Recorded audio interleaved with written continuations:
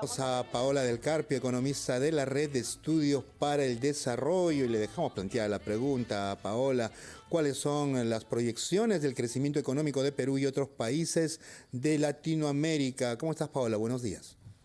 Buenos días, Jorge, qué gusto. Sí, hoy vamos a hablar buenos días, Carlos, también. Hoy vamos a hablar también sobre lo retador que viene el 2023 para el Perú. Sabemos lo que estamos viviendo en este momento, pero también hay retos para las diferentes economías de la región y el mundo en general, ¿no?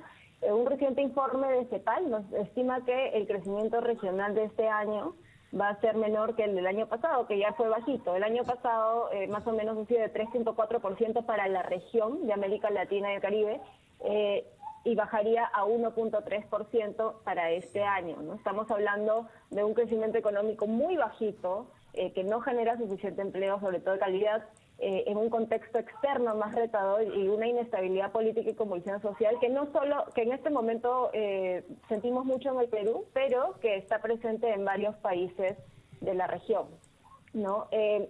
De hecho, estima el Banco Central que el año pasado crecimos por debajo del 2.9% y todavía no tenemos cifras para hablar del impacto exacto de los bloqueos que vivimos ahora, ¿no?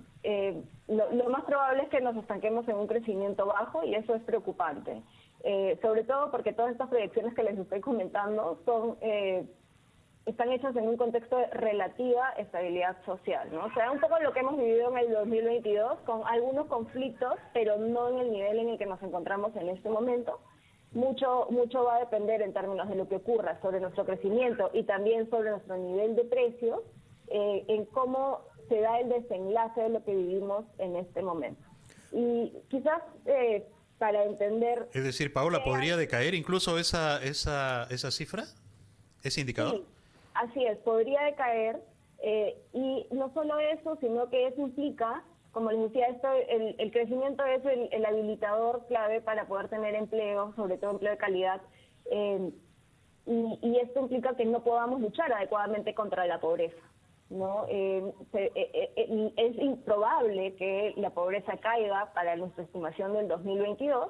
Macroconsult ya en la primera mitad del año pasado, o sea, sin todo lo que estamos viviendo en este momento, indicaba que podríamos tener una tasa de pobreza superior al 27%. Recordemos que el año pasado, el 2021, cerró con una pobreza de alrededor de 26%, pero incluso Javier Herrera estima que podríamos, con todo lo que estamos viviendo, no solamente hablo de la convulsión social, sino de la inflación, ¿no? Porque la inflación hace que el dinero que tenemos valga menos, que podamos comprar menos con nuestro dinero.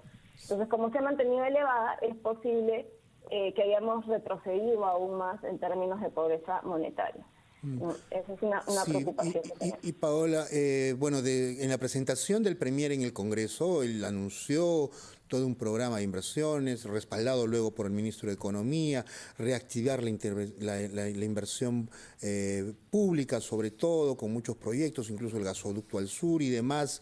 Ese impulso en la economía y además la entrega de bonos y demás, ¿no podrían hacer que nuestra economía tenga un sustento, claro, superando esta crisis, evidentemente, porque ahorita los ministerios están casi paralizados, pero ¿se podría tener esa proyección? Es que eso justamente, ¿no? Creo que medidas como las que se han anunciado ayudan.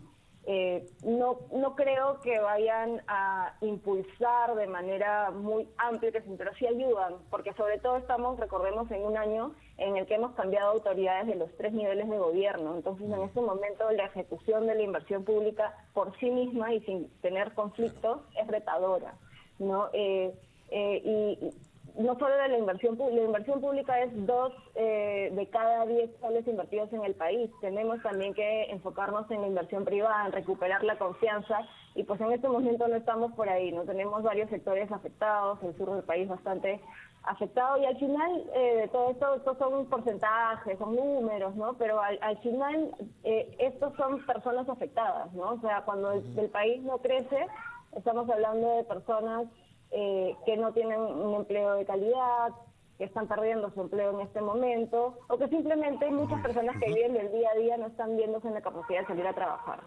Bien. Agradecemos a Paola del Carpio, economista de la Red de Estudios para el Desarrollo, por este importante análisis de las proyecciones para el Perú y para Latinoamérica. Muchas gracias, Paola. Nos encontramos mañana. Muy buenos días.